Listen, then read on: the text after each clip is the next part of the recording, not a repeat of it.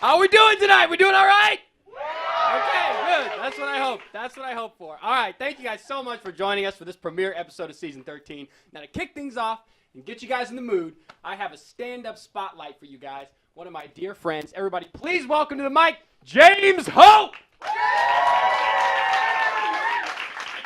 Good evening, everyone. I am James, and I'm going to attempt to be funny. So, I'm going to keep my phone open for this one. So I studied abroad this summer, and I think I was pretty stealthy about it, so I don't think she noticed. It's okay. Bad jokes are my kink. Don't kink shame me. That's a fun phrase, isn't it? Don't kink shame me. It's sort of like a sexy get out of jail free card.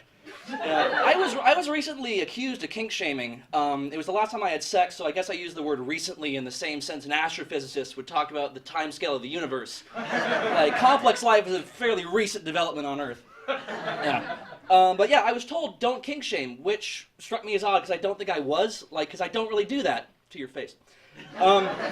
But I mean, unless it counts as kink shaming to literally just go for 5 minutes straight, but that's just reflex. No. But to me, the notion that you shouldn't kink shame is kind of ridiculous because I think there are some kinks out there that absolutely deserve to be shamed.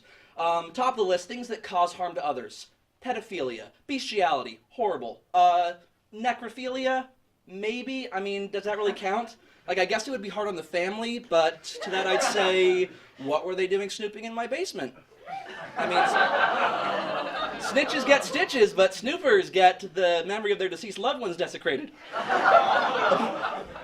But even some kinks that don't cause harm to others, I think absolutely deserve to be shamed. Like, what if it's someone's kink to go to In-N-Out? You damn right I'm gonna have some choice words for that. You save your commie kinks for California, go get your rocks off at Whataburger like a regular true-blooded Texan.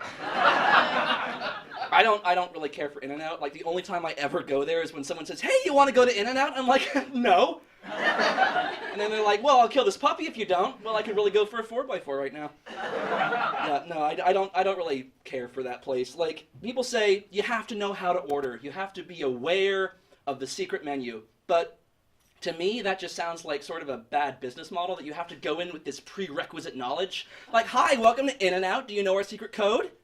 Are you privy to the whisperings of the inner sanctum? No? Okay, well, here's a hunk of cardboard on a soggy bun made wet by tomato juice, and a side of flavorless packing peanuts we have the audacity to call fries. Next time, study up on the In-N-Out deep lore before you venture into our coven. But the other thing is, people say, it's so fresh. Oh, it's so fresh. But freshness is not always an indicator of, desirability. Have you ever been in an elevator that someone's just freshly farted in?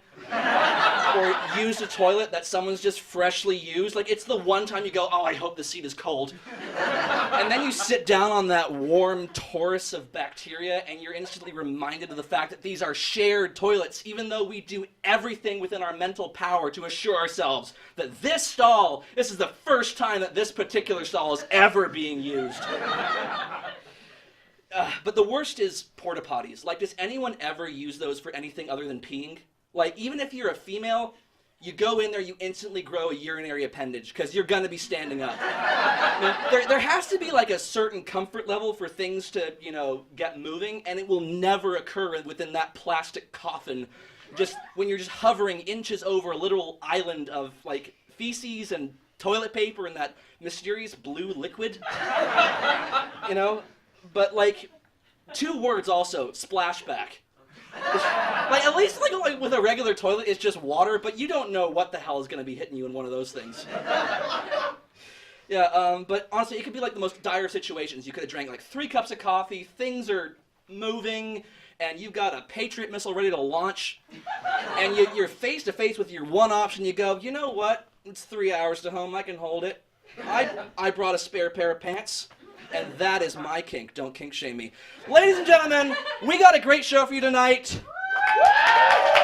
Loud Apartment is here. Stick around. We'll be right back with more Longhorn Late Night.